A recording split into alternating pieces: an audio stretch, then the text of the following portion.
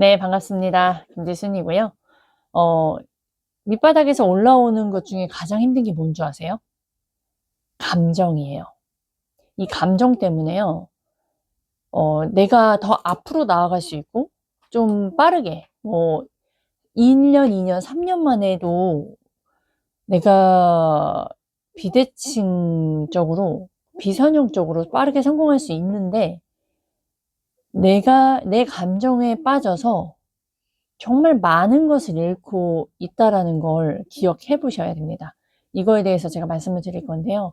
저희가 그 안티프레질 책에 나와요. 나신 니콜라스 탈레브. 이게 저희가 PCM의 추천 도서 중에 안희승환 대표님이 언제나 많이 말씀하시는 분 중에 한 분의 책이에요. 근데 이 책을 보면 이게 나와요. 감정은 제거하는 게 아니라고. 제가 이 부분을 읽으면서 저도 이 감정을 없애기 위해서 되게 노력했던 사람이에요. 근데 없애려고 노력하면 노력할수록 사실 뭐 감정을 뭐 어떻게 노력을 해요. 그냥 뭐 주변 사람들하고 대화하는 정도 아니면 내가 뭐 드라마나 뭐 다른 거에 빠져 있는 정도죠.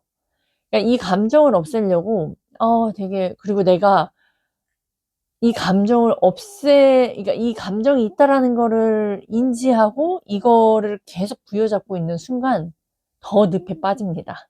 아마 많이들 경험을 해보셨을 거예요.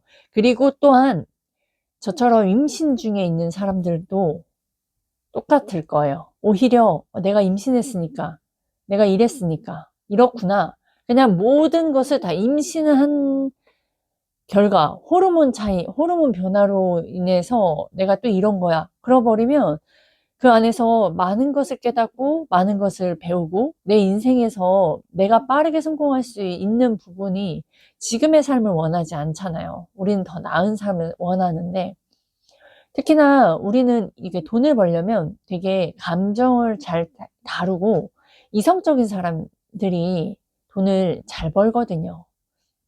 근데 감성에 치우친 사람들은요, 뭔가 하나의 문제만 딱 터져버리면 어떻게 돼요?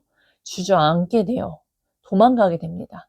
내가 그동안 행동했던 부분들이 올 스톱이 돼버리는 경우들 있죠. 네. 이거를 극복하고 싶으신 분들은 잘 들어보세요. 이게 제거하는 게 아닙니다. 우리는 제거를 하고 없애려고 하죠. 근데 사람이 우리가 내가 이런 걱정이 나만 할까요? 아니요. 워런 버핏도 이러한 감정들은 다른 문제로 인해서 각자의 문제가 생기면 이런 감정은 다 똑같아요. 사람이라면. 하지만 우리가 보기엔 그 사람들은 이런 그러니까 이거 가지고 그러니까 사람들이 감정이 없는 것처럼 보여지기도 하잖아요. 되게 이성적이니까. 근데 거기 아니라 똑같다는 거. 그 사람이나 나나 똑같은 사람이다. 이 똑같은 사람인데 왜 나는 여기에서 무너질까? 알지 못하고 이 감정을 어떻게 어, 관리해야 될지 모르고 어떻게 받아들여야 될지 모르고 또 중요한 건 이거를 훈련하는 것 자체 모르니까 훈련조차도 못하는 거예요. 근데 알고 인지를 계속 하면 할수록 이제 나도 어느덧 이게 익숙해질 거예요. 제거가 아니라 이 안티프레즈 책 저자가 이야기를 합니다. 감정은 제거가 아니라 길들이기라고. 제가 이 부분을 읽는데요. 또 망각했구나. 내가, 사람들이 진짜 계속 이렇게 망각하는구나. 그래서 혼자 절대적으로 할 수 없는 거구나. 우리가 이렇게 끊임없이 자기가 책을 가까이 해야 하고, 그리고 끊임없이 멘토의 이야기를 들어야 하는 이유가 바로 여기에 있구나. 사람은 기억해야 돼요. 사람은 자꾸 망각합니다. 그리고 알았다고 착각하죠. 근데 제가 이걸 읽는 순간, 내가 잊고 있었구나. 그리고 이걸 또 망각했구나. 그리고 결국 나는 모르는구나. 또 보게 됐습니다. 어떻게 기다리냐면, 사람 마음에, 요즘 사람들, 근대 사람들은요, 정말 프레질해요. 저 포함. 저도 이 안티프레질이라는 부분, 정말 무작위성의 이런 변동성이 있는 인생에서 얼마나 무서운지 알아요? 특히 엄마들이 이제 처녀 때보다도 강인해지지만 되게 무서워하고 약해지는 부분도 또 있어요. 그게 뭐냐면, 대표적으로 아이들이 아픈 거에서 되게 프레질해요. 아이들이 뭐 정서적이든 이게 육체적이든 아이들이 아픈 거에 대해서 되게 프레질하거든요. 겁내하고. 그런 부분들이요. 그럼 그 두려움이 점점 커져요. 나이 들수록 더 도전적이 될까요? 뒤로 갈수록 더 프레질하고 두려워하고 그 안에서 그 중산층 마인드로 그 잃지 않으려고 아둥바둥 이렇게 하면서 살까요? 네, 후자죠. 그러니까 두려움이라는 이 마음 속에 내가 원하는 그 가보지 않은 길을 가야 될 때 빠르게 갈 수 있을까요? 더디 갈까요? 엄청 더울 거예요. 내가 만약에 우리가 성공하는 길이 막 꼬불탕꼬불탕 되게 좁고 막 뭐 뱀 나올 것 같고 막 그래요. 근데 먼저 간 사람이 이 길로 가면 된다라고 알려주고 우리는 가려고 하는데 보이는 게 너무 무섭잖아요. 근데 그 옆에는 길이 되게 넓어. 포장도로로 되어 있고 사람들이 가는 사람도 많아. 근데 사람의 마음에선 이 먼저 가서 알려준 사람들의 말보다 이 대중적으로 눈에 보이고 내 눈에도 되게 좋아 보이는 눈으로 가보고 싶지 않아요? 그렇다 보니까 이 두려움이 벌써 이 길은 내가 보이기에도 되게 무서워. 두렵고 그거를 용기 내야 돼요. 근데 그 두려움이 있는 상황을 내가 어떻게 컨트롤할 것이고 어떻게 통제할 거냐 이 말이거든요. 그러니까 길들이라는 거예요. 그러니까 여기서 뭐라냐면 두려움을 침착함으로 그리고 뭐죠? 여기에 고통을 그러니까 정보로 우리가 고통 그 스트레스는 정보다라고 이 책에서도 나와요. 아이스란 대표님도 계속 말씀을 하셨고요. 이 고통이라는 게 곧 스트레스거든요. 그 스트레스가 결국엔 정보가 오는 거예요. 제가 빚이 있기 때문에 경제적으로 스트레스가 있겠죠. 근데 그걸로 인해서 제가 이렇게 저에게 교육에 투자했고 제가 이렇게 유튜브를 하면서도 성장해 가고 있는 거잖아요. 만약에 제가 그냥 뭐 중산층 이상으로 그냥 어느 정도 돈 벌고 그냥 비슷비슷하게 집 한 채 있고 내 차 한 대 있고 아이들 교육하는 정도 있다고 한다면 그렇게까지 어렵게 살지 않을 거예요. 그러니까 스트레스가 없는 상황에서 그냥 그 안에서 이 정도면 잘 살았지 뭐 라고 할 거라는 거예요. 그러니까 고통이 결국엔 전보다라는 거를 인식하는 게 되게 중요하거든요. 그리고 또 뭐가 있냐면 실패하는 사람, 실패했다. 내가 오늘 뭔가 뭐 콜드콜하는 것에서 실패했다. 거기에서 또 감정이 와져요. 실패했다. 나 못하는 거 아니야? 내가 이러다가 계속 안 되는 거 아니야? 만약 이런 경우, 내가 누군가 만났어요. 사람하고 만나가지고 소통을 하는데, 잘 대화하고 내가 좀 잘한 것 같은데, 결국 이 사람이 계약을 안 해. 그럼 뭐예요? 결국에는 그게 실패로 받아들이죠. 그럼 실패로 받아들이는 생각, 뭐 사업을 하다가 망했어. 근데 그 돈이 막 10억, 100억이야. 자, 그 실패에 대한 그 두려움과 아까 고통과 다 연결이 돼요. 고통도 연결이 되죠. 그러니까 두려움도 다 연결이 되죠. 그러면 거기에서 시작으로 가는 거예요. 망했어? 안 됐어? 그럼 그 안에서 다시 시작을 할 수 있다라는 그 길들이기를 하는 거고요. 또 소망이 있어요. 우리의 소망이 있는 걸 뭐로 해야 되냐? 행동으로, 실행으로. 소망이 있다고 해서 그 소망이 있어 막 기분 좋고 막 나는 할 수 있어 막 감정 동기부여가 너무 잘 돼서 그 소망이 막 방대해. 나는 막 몇 천조 몇 경의 막 자산가야 라고 상상했을 땐 그 상상하는 순간만큼은 되게 행복하거든요. 근데 중요한 건 그 상상만 가지고는 안 돼요. 그래서 그걸 다시 그 감정 또한 소망을 내 현실로 만들기 위해선 길들이는 거예요. 실행으로. 그래서 이 길들이기를 이해하는 순간 내가 만약에 딱 두려움이 와요. 내가 몰랐을 때는 이 노력을 사람들이 다 한다니까요. 두려움이라는 건 있을 때 이 두려움이라는 걸 떨쳐버리기 위해서 누구는 술을 마시고 누구는 누굴 만나서 대화를 하고 누구는 그냥 잠을 자고 누구는 그냥 하던 일 그냥 하고 걔를 그냥 묵혀두는 거죠. 다 굉장히 다양하게 노력을 해요. 근데 이제 알았잖아요. 아, 길들이게 하는 거구나. 그럼 뭐 어떻게 해요? 아, 두려움을 침착할 수 있는 그 순간으로 가는 거예요. 내가 여기에서 하나하나 다 적어보기도 하고요. 최악의 상황이 내가 생각하는 그 상상 속의 최악이 실제 현실로 왔을 때요. 아니에요. 안 일어나는 게 더 많더라고요. 네. 그리고 또 그 안에서 내가 알지 못하는 그 고통이 있다고 그랬잖아요. 그 고통 속에요. 내가 앞에 닥쳐올 그런, 만약 망했어. 그럼 독촉들이 막 올 거 아니에요. 그 독촉들이 왔을 때, 막 그 TV에서 상상되는 거 있잖아요. 막 집에 막 채권자들이 와가지고 막 두드리고 막 잡아가고 막 이런 상상이 그냥 가니까 되게 두렵거든요. 근데 그 일반 그 대부나 이쪽 아니면 사실 그러지 않고요. 뭐 나라의 제도나 이런 부분들도 서서히 갚을 수 있는 그런 제도도 있고요. 되게 그 상황이 됐을 때 배우고 알 수 있는 방법들이 또 있어요.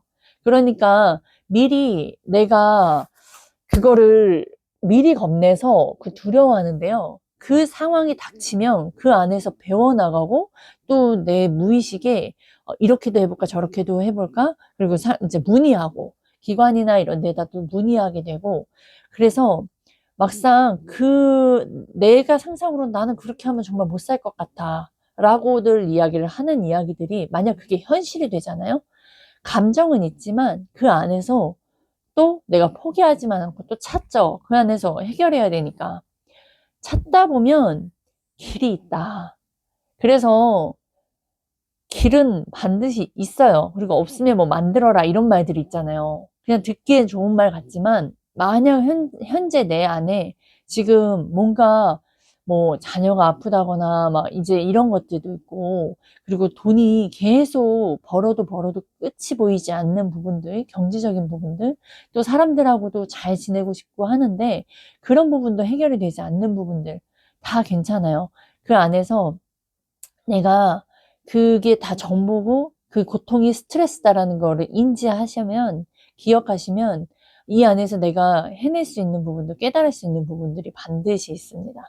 그래서 그런 부분들 계속 기억하시고, 그 다음에 아까 전에 우리가 그 안에서 거기에서 그걸로만 끝나면 되지 않죠. 우리는 내 현 상황에서 나를 성공으로 이끌어야 되잖아요. 경제 문제에 시달리는 부분은 먼저 해결해야 될 거 아니에요. 그 경제 문제 해결하기 위해선 내가 이거를 해결하기 위해서는 어떻게 해야 되지? 아마 지금 내 머릿속에서 나오는 생각은 아마 다 고작 100만 원, 200만 원, 300만 원, 400만 원 많이 벌어야 직장 거기에서 시달려 가면서 버는 돈 700 정도일 거예요. 근데 그게 지금도 쪼들리는데 앞으로는 더 어렵다라는 거를 본능적으로 느끼실 거예요. 그러면 이 안에서 내가 지금 내 머리로, 내가 갖고 있는 이 지식으로, 내가 갖고 있는 이 지혜로 돈을 벌 수가 없죠. 그러면 나에게 내가 어떻게 배워야 할지를 막 찾게 될 거예요.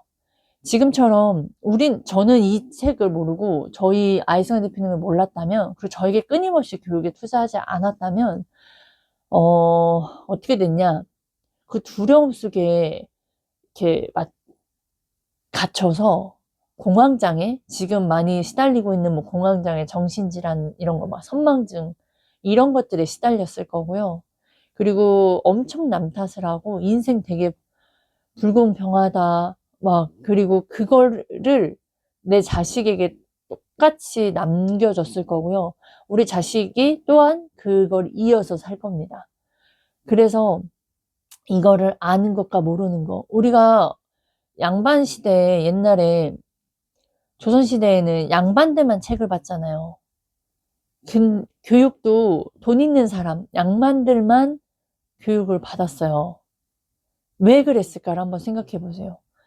근데 왜 지금은 그런 생각, 이게 신분제 제도가 폐지가 됐기 때문에 우리도 이렇게 책을 볼 수 있고 나에게 교육을 투자할 수 있고 끊임없이 배워서 나를 올릴 수 있는 이 좋은 시대에 왜 나는 나를 올릴 생각을 하지 않을까요? 내가 지금 몇백밖에 못 벌고 내가 지금 이 집만 갖고 있는 상황이라면 여기서 만족할 게 아니라, 그러니까 돈만 쫓으라는 게 아니거든요. 경제적인 것들이 해결이 돼야 그 다음 문제가 있다니까요. 그 다음 문제, 뭐 건강도 같이 갈 것이고 자녀가 잘 자랄 수 있게끔 하는 부분도 있을 것이고 그 안에 사람들을 더 도우면서 점점 돈은 벌어지는 부분이니까 이 다음 단계가 있는데 나는 언제까지 돈 시달리고 내 집안 문제, 내 걱정만 가지고 고민하다가 한평생을 살 것이냐고요. 그러면 나중에 내가 인생 뭐하러 이 세상에 태어났지라는 그 어른들의 유언들 듣잖아요. 그렇게 된다니까요. 그 역사에 그런 것들이 많이 있어요. 그러면 나라는 사람은 나는 그 교훈을 통해서 그렇게 되지 말아야 될 거 아니에요. 그러니까 경제적인 문제를 해결하는 거가 제일 중요한 게 뭐냐면 그 다른 걸 배울 수 있어요. 그 다음 단계를.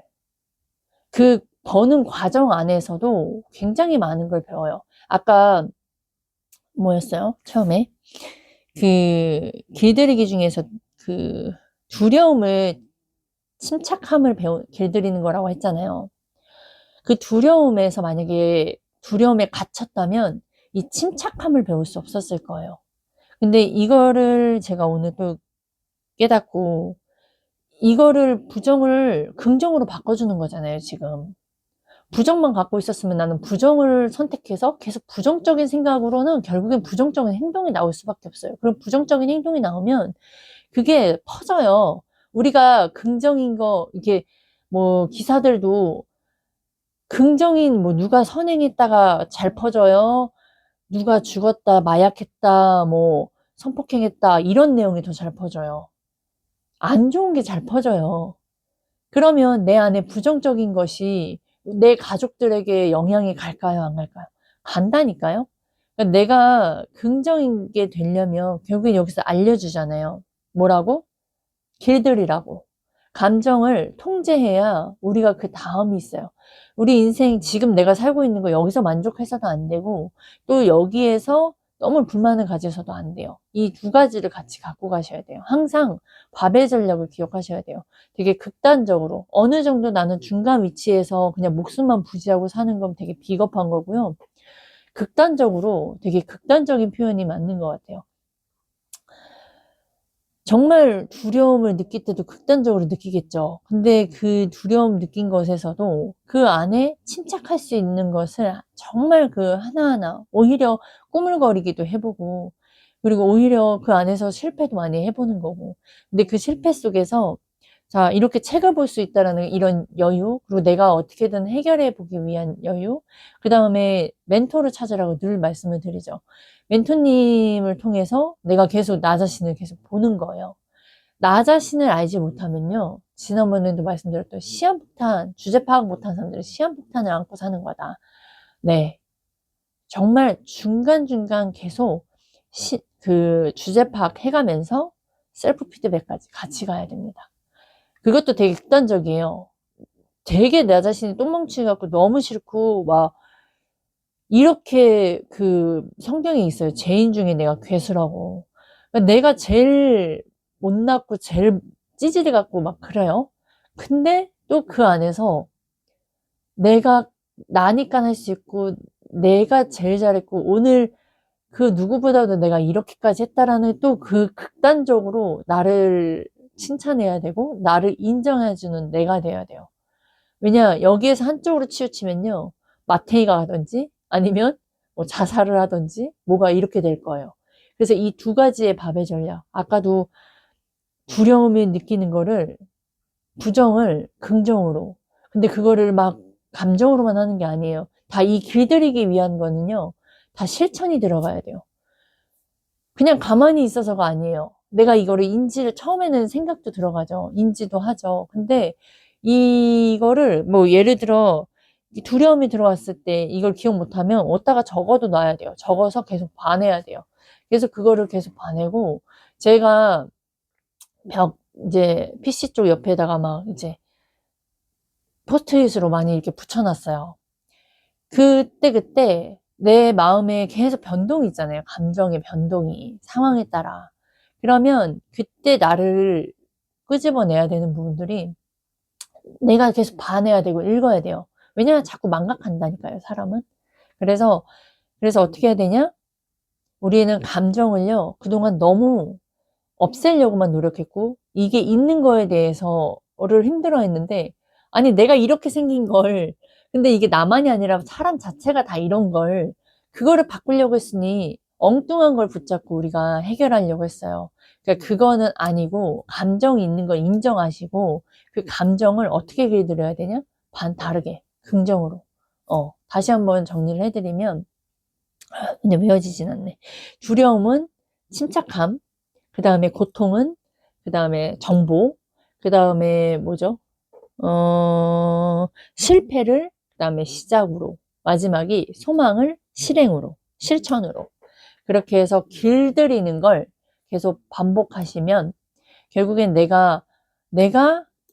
이 감정에서 빠져나오고 있네? 감정에서 빠져나왔네? 그러면 감정에서 빠져나오면 뭘 할까요? 더 많은 걸, 내가 이루고자 하는 거를 행동으로 옮기실 거예요. 그리고 임산부님들도 잘 들어보세요. 임산부뿐만 아니라 육아를 하고 계시는 엄마는 감정 컨트롤을 진짜 잘해야 돼요. 저는 그게 지혜로운 아내인 것 같아요. 이번에 저희 주하영 대표님께서 이제 저에게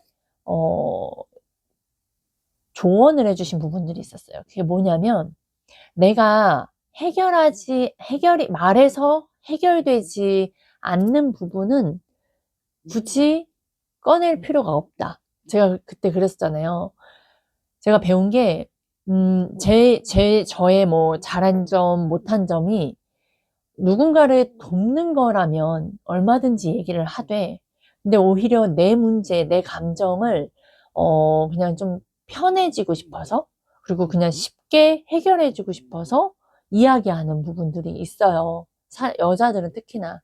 그리고 또, 이제 여자는 남편에게 그런 것을 또 바라려고 하죠. 근데 제가 그 이야기를 들었을 때, 지혜로운 아내는 이제 이 안에서 다 느껴보고 실험도 해보고 경험도 해보면서 결국엔 내 안에서 정립이 되잖아요. 그리고 정립이 됐을 때 이야기를 한다라고 하시는 거예요. 제가 그 얘기를 들으면서 되게 반성했어요. 이게 진짜 지혜로움이다라고 생각을 했거든요. 그러니까 자기 문제에 빠져 있는 사람은요, 타인을 생각할 수 없더라고요. 그러니까 그 여유와 여분이 없기 때문이고요. 그리고 그냥 지혜롭다, 뭐 이런 이야기가 그냥이지, 그냥 바로 이렇게 쪼갠다면 바로 이거 같아요. 내 안에 있는, 그러니까 말을 해서 당장 해결되는 게 아니에요. 우리 오늘, 나는 너무 그냥 쉽게 말하면, 그냥, 영화를 보고 싶다. 근데 남편이 이런 부분들을 말해가지고 해결할 수 있는 부분인 거잖아요. 근데 그게 아니고서야 정말 장기적으로 나와 감정에서 싸워야 되는 부분들 있잖아요. 우리가 아까 같이 이런 길들이기, 감정에 내가 두려움이 있다라는 게, 이거 두려움이 있다는 걸 이야기를 한들, 누구 주변 지인이나 가족들한테 이야기를 한들 해결이 될까요? 안 된다는 거예요. 그게 해결이 안 되는데, 근데 나는 지금 해결을 누가 해야 돼요? 내가 해야 돼요. 그래서 이 내가 해야 되는 거 이걸 알고 계속 경험을 하셔야 돼요. 실험이라고 하는 말은 결국 경험을 해보는 거죠. 내가 이렇게 생각해보고 경험을 했는데 결과가 좋지 않았어. 그러면 이제 제거를 하는 거예요. 내가 아까 같이 친구들하고 이야기를 했는데 해결이 안 됐어. 이건 안 되는구나. 패스. 그리고 내가 책을 읽었는데 이렇게 방법을 알았어.